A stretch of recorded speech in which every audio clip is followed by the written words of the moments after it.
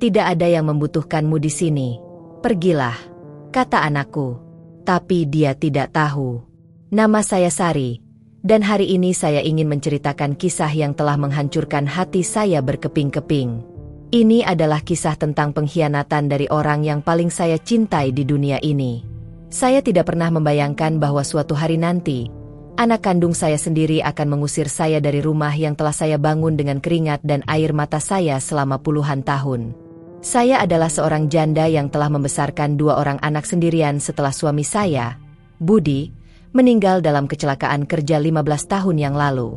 Anak pertama saya bernama Raka, dan anak kedua saya bernama Dina. Mereka adalah segalanya bagi saya. Alasan saya bangun setiap pagi dan bekerja keras tanpa mengenal lelah.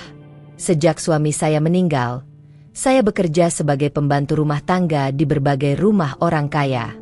Saya membersihkan toilet mereka, mencuci pakaian kotor mereka, dan memasak makanan untuk keluarga mereka.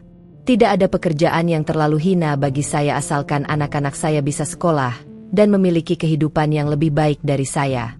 Raka, anak laki-laki saya, selalu menjadi kebanggaan saya. Dia pintar, rajin belajar, dan selalu mendapat ranking di kelasnya. Saya ingat bagaimana saya harus bekerja di 3 rumah berbeda setiap hari hanya untuk bisa membayar biaya les dan sekolahnya. Tangan saya kasar dan punggung saya sakit.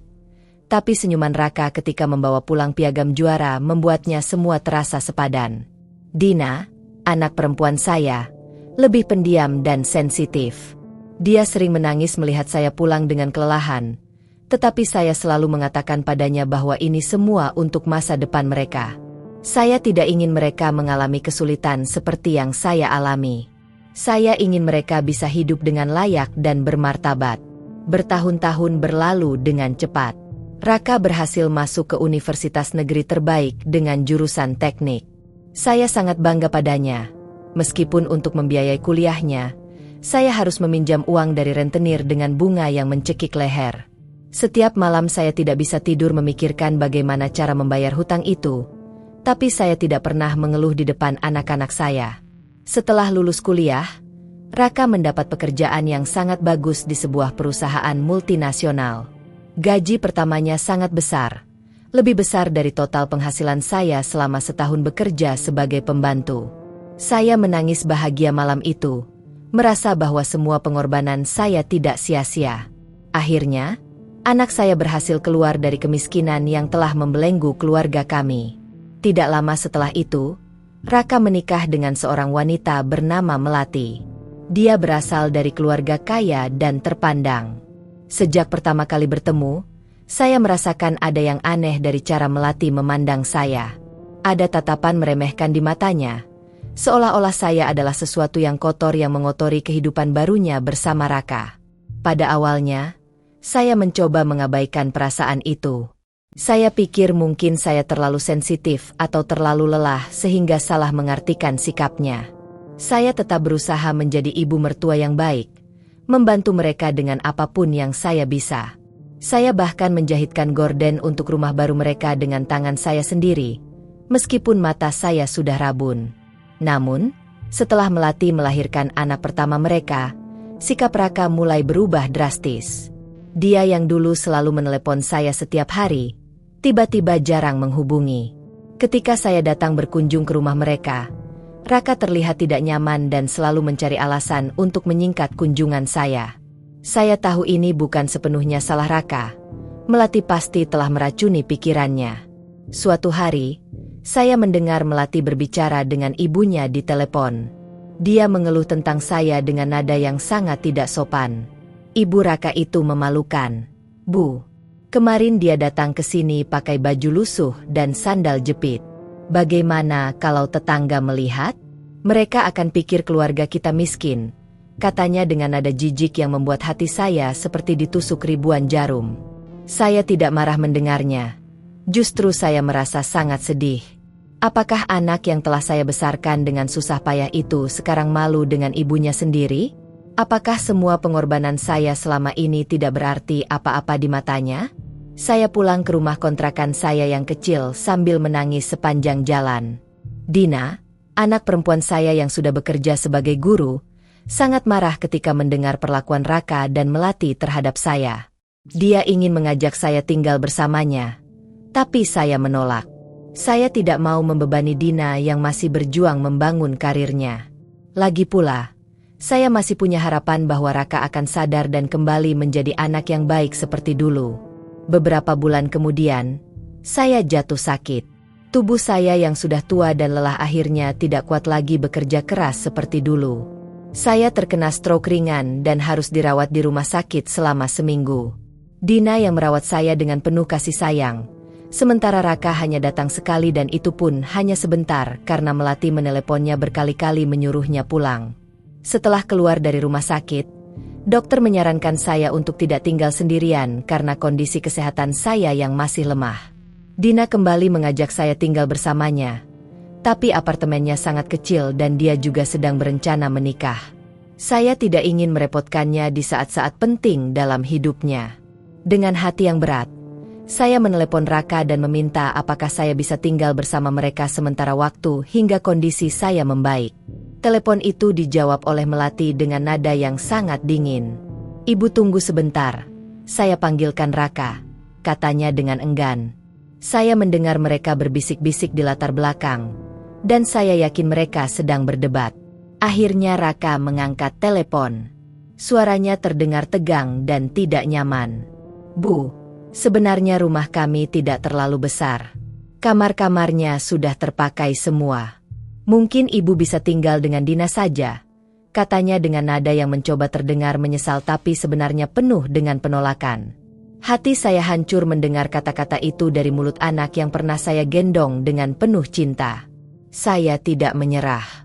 Dengan suara bergetar saya berkata, "Nak, ibu tidak minta kamar. Ibu bisa tidur di ruang tamu atau di mana saja. Ibu janji tidak akan merepotkan kalian. Ibu hanya perlu tempat untuk sembuh." Ada keheningan panjang di ujung telepon. Saya bisa mendengar Melati berbisik dengan marah di latar belakang, meskipun saya tidak bisa mendengar kata-kata persisnya. Lalu Raka berkata dengan nada yang membuat darah saya seolah membeku, "Ibu, tolong pengertian. Kami punya kehidupan kami sendiri sekarang. Melati tidak nyaman kalau ada orang lain di rumah. Ibu kan bisa cari tempat lain atau mungkin pergi ke panti jompo. Bukankah itu lebih baik?" Saya tidak percaya dengan apa yang baru saja saya dengar. Anak yang pernah saya jaga ketika dia sakit selama berminggu-minggu sekarang menyuruh saya pergi ke panti jompo. Tapi yang membuat saya benar-benar terpukul adalah apa yang Raka katakan selanjutnya dengan nada yang keras dan penuh emosi. "Tidak ada yang membutuhkanmu di sini. Pergilah," teriaknya. Saya mendengar Melati tertawa pelan di latar belakang, seolah puas dengan apa yang baru dikatakan suaminya kepada ibu kandungnya sendiri. Telepon terputus, dan saya jatuh terduduk di lantai sambil memegang ponsel yang masih berdering sibuk di telinga saya. Saya tidak ingat berapa lama saya menangis malam itu. Yang saya ingat adalah Dina yang datang dan menemukan saya pingsan di lantai. Dia langsung membawa saya ke rumahnya tanpa banyak bertanya. Dia tahu ada yang terjadi, dan dia tahu itu pasti berkaitan dengan Raka. Dina merawat saya dengan penuh kesabaran, meskipun saya tahu ini sangat memberatkan hidupnya. Berminggu-minggu berlalu dan saya perlahan pulih. Tapi luka di hati saya tidak kunjung sembuh. Saya sering menatap foto-foto lama Raka ketika dia masih kecil, ketika dia masih memeluk saya dengan penuh cinta dan mengatakan bahwa dia akan membahagiakan saya ketika dia besar nanti. Kemana perginya anak itu? Siapa pria asing yang telah menggantikannya? Suatu malam, ketika saya tidak bisa tidur karena memikirkan semua ini, saya memutuskan untuk menulis surat untuk Raka. Saya menulis dengan tangan gemetar tentang semua pengorbanan yang telah saya lakukan untuknya. Saya ceritakan bagaimana saya harus bekerja dari pagi buta hingga larut malam, bagaimana saya sering kelaparan agar dia bisa makan dengan kenyang, bagaimana saya menjual perhiasan pernikahan saya yang terakhir untuk membayar biaya kuliahnya. Dalam surat itu, saya juga menulis bahwa saya tidak menyalahkannya. Saya tahu Melati telah mempengaruhinya, dan saya tahu dunia yang dia jalani sekarang sangat berbeda dengan dunia tempat saya membesarkannya. Saya hanya meminta satu hal, agar dia tidak menyesal di kemudian hari ketika saya sudah tidak ada. Saya ingin dia tahu bahwa meskipun dia telah menyakiti saya masih mencintainya sebagai seorang ibu. Saya tidak mengirim surat itu. Entah kenapa, tangan saya tidak sanggup memasukkannya ke dalam amplop dan mengirimkannya. Mungkin karena bagian dalam hati saya masih berharap bahwa Raka akan datang dan meminta maaf, bahwa semua ini hanya mimpi buruk yang akan segera berakhir. Tapi minggu demi minggu berlalu, dan tidak ada kabar dari Raka sama sekali. 3 bulan setelah kejadian itu, kehidupan saya mulai kembali normal. Saya tinggal bersama Dina dan tunangannya, Arif, yang adalah pria baik dan sangat menghormati saya. Mereka berdua merawat saya dengan penuh kasih sayang, dan perlahan-lahan saya mulai bisa tersenyum lagi. Meskipun luka di hati saya masih terasa, setidaknya saya tahu bahwa saya masih punya satu anak yang benar-benar mencintai saya. Suatu sore, ketika saya sedang menyiram tanaman di teras rumah Dina, saya melihat mobil mewah berhenti di depan rumah. Pintu mobil terbuka, dan keluarlah Raka dengan wajah yang pucat dan mata yang sembab. Dia terlihat sangat berbeda dari terakhir kali saya melihatnya. Rambutnya acak-acakan, bajunya kusut, dan ada keputusasaan yang terpancar dari seluruh tubuhnya. Dia berlari menghampiri saya dan langsung berlutut di depan saya sambil menangis sejadi-jadinya. Ibu, maafkan Raka. Raka berdosa besar kepada ibu, katanya sambil mencengkeram kaki saya. Saya terkejut dan tidak tahu harus berbuat apa. Dina yang mendengar keributan keluar dari rumah dan juga terkejut melihat pemandangan itu. Dengan suara tersendat-sendat karena tangisan, Raka mulai menceritakan apa yang telah terjadi. Ternyata, beberapa minggu setelah dia mengusir saya, perusahaan tempatnya bekerja bangkrut dan dia kehilangan pekerjaannya. Dia mencoba mencari pekerjaan baru, tapi tidak mudah menemukan posisi dengan gaji yang sama. Tabungan mereka mulai menipis, dan Melati yang tadinya sangat mencintainya mulai berubah sikap. Ketika uang mereka benar-benar habis dan Raka tidak bisa lagi memenuhi gaya hidup mewah Melati, istri yang sangat dicintainya itu meminta cerai. Melati bahkan membawa anak mereka dan melarang Raka untuk bertemu dengannya kecuali dia bisa memberikan uang yang banyak. Raka kehilangan segalanya dalam sekejap mata: pekerjaan, istri, anak, dan rumah mewahnya. Dia kini tinggal di kamar kos yang sempit dan bekerja sebagai sopir taksi online. Baru sekarang Raka mengerti, Bu, katanya sambil terus menangis. Baru sekarang Raka sadar betapa berharganya ibu. Melati meninggalkan Raka ketika Raka jatuh.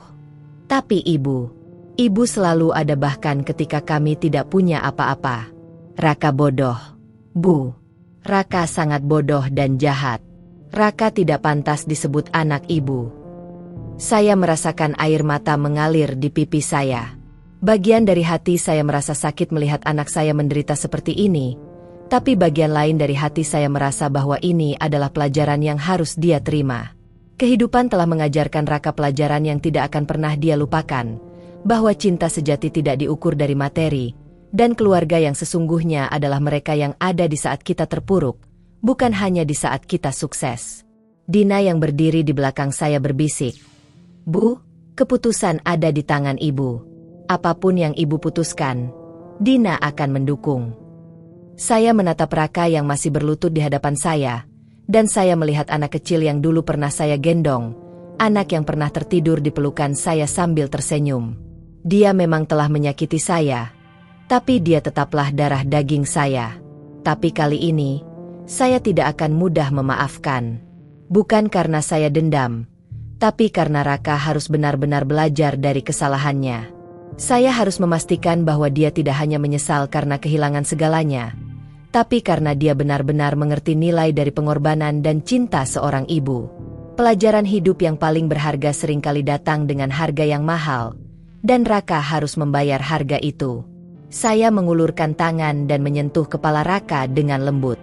Bangun, nak, kata saya dengan suara yang tegas tapi penuh kasih. Ibu tidak bisa begitu saja memaafkanmu. Kamu harus membuktikan bahwa kamu benar-benar menyesal dan berubah. Kamu harus belajar kembali arti dari keluarga, pengorbanan, dan rasa syukur. Raka mengangkat kepalanya dan menatap saya dengan mata yang penuh harapan dan penyesalan. Raka siap melakukan apapun. Bu, Katakan apa yang harus Raka lakukan untuk menebus dosa Raka, katanya dengan sungguh-sungguh. Saya melihat keseriusan di matanya, dan saya tahu bahwa ini adalah kesempatan untuk mengajarkan pelajaran yang akan membentuk karakternya untuk sisa hidupnya. Pertama, kata saya, kamu harus hidup dengan sederhana dan belajar menghargai setiap rupiah yang kamu dapatkan dari keringat sendiri. Kedua, kamu harus membantu orang-orang yang membutuhkan, seperti yang dulu ibu lakukan meskipun kami sendiri dalam kesulitan. Ketiga, dan yang paling penting, kamu harus membuktikan bahwa kamu adalah ayah yang baik untuk anakmu, terlepas dari apapun yang terjadi dengan Melati. Saya belum selesai berbicara. Dan satu hal lagi, Nak, ibu tidak akan membiarkanmu tinggal di sini dengan mudah. Kamu harus bekerja keras, membuktikan bahwa kamu telah berubah, dan baru setelah itu kita bisa membangun kembali hubungan kita sebagai ibu dan anak. Ibu masih mencintaimu. Tapi cinta ibu bukan berarti ibu akan membiarkanmu lari dari konsekuensi perbuatanmu. Dan disitulah kisah saya berhenti untuk sementara waktu. Saya belum tahu bagaimana akhir dari cerita ini, karena hidup adalah perjalanan panjang dan kompleks. Yang saya tahu adalah bahwa saya telah belajar pelajaran penting. Kita harus mengajarkan anak-anak kita bukan hanya untuk sukses, tapi juga untuk menjadi manusia yang berempati, bersyukur, dan tidak melupakan akar mereka. 6 bulan berlalu sejak hari itu. Raka bekerja keras sebagai sopir taksi online dari pagi hingga malam, dan setiap akhir pekan dia datang ke panti asuhan untuk mengajar anak-anak yatim piatu secara gratis. Saya melihat perubahan dalam dirinya. Matanya yang dulu penuh dengan kesombongan kini dipenuhi dengan kerendahan hati. Dia tidak lagi malu dengan pekerjaannya, bahkan dengan bangga menceritakan kepada siapa saja bahwa ibunya dulu juga bekerja keras sebagai pembantu rumah tangga untuk membesarkannya. Suatu malam, ketika seluruh keluarga sedang berkumpul di rumah Dina untuk makan malam sederhana, bel rumah berbunyi. Dina membuka pintu dan terkejut melihat Melati berdiri di sana dengan wajah yang sangat berbeda dari terakhir kali kami melihatnya. Riasan tebal di wajahnya tidak bisa menyembunyikan lebam di pipinya, dan tubuhnya yang dulu gemerlap dengan perhiasan kini terlihat kurus dan lusuh. Dia menggendong anak laki-lakinya, cucu saya yang belum pernah saya peluk sejak kelahirannya. Maaf mengganggu, katanya dengan suara gemetar sambil menatap ke dalam rumah. Matanya bertemu dengan mata Raka yang langsung berdiri dari kursinya dengan wajah pucat. Aku tidak tahu harus kemana lagi. Suami baruku, dia ternyata penipu dan pemukul. Semua hartaku habis, dan dia kabur meninggalkan aku dan anak kita tanpa sepeser pun. Air matanya mulai mengalir membasahi pipinya yang pucat. Raka melangkah maju, tetapi saya mengangkat tangan menghentikannya. Saya yang berjalan menghampiri Melati, wanita yang dulu meremehkan saya, yang dulu tertawa ketika anak saya mengusir ibunya sendiri. Saya menatap matanya yang dulu penuh dengan kesombongan kini dipenuhi dengan ketakutan dan penyesalan. Kamu datang ke sini karena kamu tidak punya pilihan lain, bukan? Tanya saya dengan nada yang membuat seluruh ruangan menjadi hening. Melati menundukkan kepalanya dan mengangguk lemah. Maafkan saya, Bu. Saya tahu saya tidak berhak meminta bantuan setelah semua yang telah saya lakukan kepada ibu. Tapi anak saya, cucu ibu, dia belum makan sejak kemarin. Saya mohon, Bu, saya akan melakukan apapun. Suaranya bergetar dan dia jatuh berlutut di hadapan saya sambil memeluk anaknya yang menangis kelaparan. Saya menatap cucu saya yang kurus dan pucat itu, dan hati saya langsung luluh. Anak itu tidak bersalah atas kesombongan orang tuanya. Saya mengulurkan tangan dan mengangkat dagu Melati agar dia menatap mata saya. Dengar baik-baik, kata saya dengan tegas. Kehidupan telah mengajarkanmu pelajaran yang sama seperti yang diajarkan kepada Raka. Kamu pikir uang dan status adalah segalanya, tapi sekarang kamu tahu bahwa semua itu bisa hilang dalam sekejap mata. Yang tersisa hanyalah keluarga dan kemanusiaan kita. Saya mengambil anak itu dari pelukan Melati dan membawanya masuk ke dalam rumah. Dina, hangatkan makanan untuk cucuku dan ibunya, kata saya. Lalu saya menatap Raka yang berdiri dengan mata berkaca-kaca. Ini adalah kesempatanmu untuk membuktikan bahwa kamu telah belajar dari kesalahanmu. Istrimu telah jatuh seperti yang kamu alami. Sekarang tunjukkan padanya apa arti kasih sayang yang sesungguhnya, bukan kasih sayang yang didasarkan pada materi. Raka menghampiri Melati yang masih berlutut dan mengulurkan tangannya. Ayo bangun, Melati. Kita sama-sama sudah jatuh. Dan kita sama-sama harus bangkit. Tapi kali ini kita bangkit dengan cara yang benar, dengan nilai-nilai yang diajarkan ibu kepada kita. Melati menatap tangan Raka dengan tidak percaya, lalu meraihnya sambil menangis keras. Mereka berpelukan di tengah ruangan, dua orang yang telah dihancurkan oleh kesombongan mereka sendiri dan kini menemukan jalan kembali melalui kerendahan hati. Malam itu, kami semua makan bersama di meja yang sama. Saya menatap sekeliling, Raka yang sedang menyuapi anaknya dengan penuh kasih sayang, Melati yang membantu Dina membersihkan piring dengan tangan gemetar karena tidak terbiasa, dan Arif yang tersenyum melihat pemandangan ini. Inilah yang namanya keluarga sejati. Bukan tentang rumah mewah atau mobil mahal, tapi tentang saling mendukung di saat sulit dan tidak pernah meninggalkan satu sama lain. Beberapa hari kemudian, Raka dan Melati memutuskan untuk rukun kembali dan memulai hidup baru. Mereka tinggal di kamar kos kecil Raka, dan Melati bekerja sebagai penjaga toko untuk membantu ekonomi keluarga. Setiap minggu mereka datang berkunjung, dan saya melihat perubahan luar biasa dalam diri mereka berdua. Melati yang dulu sombong kini menjadi rendah hati dan selalu meminta maaf atas perlakuannya di masa lalu. Dia bahkan mencium tangan saya dan menangis meminta pengampunan.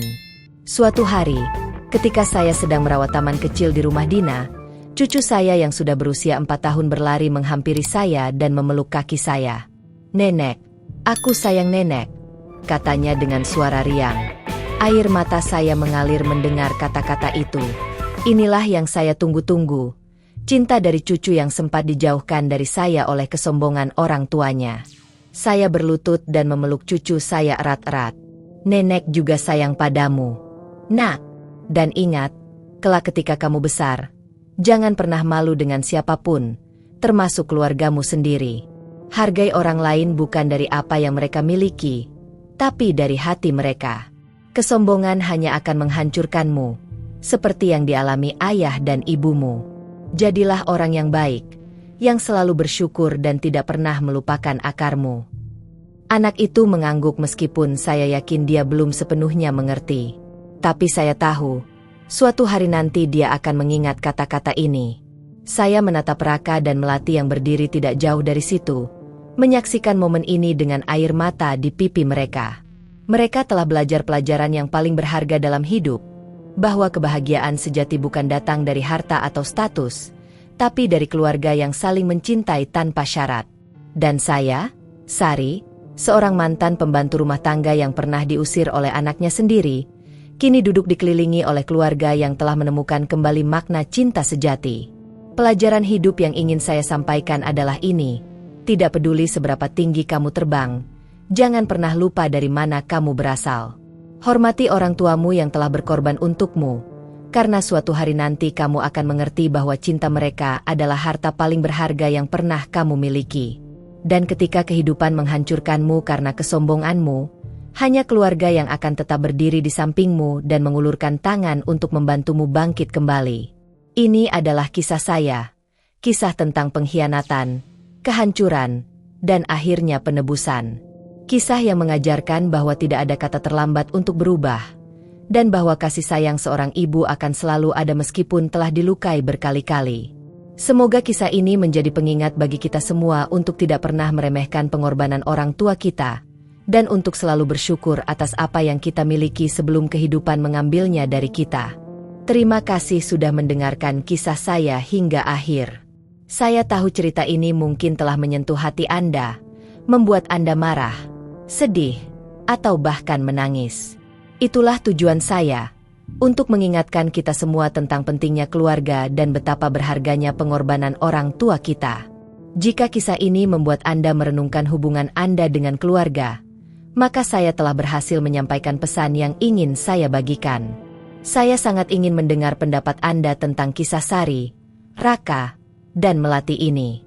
Apakah Anda setuju dengan keputusan Sari untuk memaafkan anaknya? Atau mungkin Anda punya pengalaman serupa yang ingin Anda bagikan? Silakan tinggalkan komentar di bawah video ini dan ceritakan apa yang Anda rasakan. Jangan lupa juga untuk menekan tombol like jika Anda menyukai cerita ini dan ingin mendengar lebih banyak kisah drama keluarga yang mengharukan dan penuh pelajaran hidup. Jika ini adalah pertama kalinya Anda menonton channel kami, saya mengundang Anda untuk bergabung dengan keluarga besar kami dengan cara subscribe atau berlangganan channel ini. Kami berbagi kisah-kisah nyata tentang drama keluarga, pengkhianatan, penebusan, dan pelajaran hidup yang berharga setiap minggunya. Setiap cerita dirancang untuk menyentuh hati Anda dan memberikan perspektif baru tentang kehidupan. Dan yang paling penting, jangan lupa untuk mengaktifkan lonceng notifikasi agar Anda tidak ketinggalan setiap kisah baru yang kami upload. Dengan mengaktifkan notifikasi, Anda akan menjadi orang pertama yang mendengar cerita-cerita menarik dan penuh emosi yang kami bagikan. Dukungan Anda sangat berarti bagi kami untuk terus menghadirkan konten berkualitas yang tidak hanya menghibur, tetapi juga memberikan pelajaran berharga untuk kehidupan kita semua. Sekali lagi, terima kasih telah menjadi bagian dari perjalanan emosional ini bersama saya. Sampai jumpa di video berikutnya dengan kisah drama keluarga yang tidak kalah menarik dan penuh pelajaran. Ingat, hargai keluarga Anda selagi masih ada waktu, karena penyesalan selalu datang terlambat. Sampai jumpa, dan Tuhan memberkati Anda semua.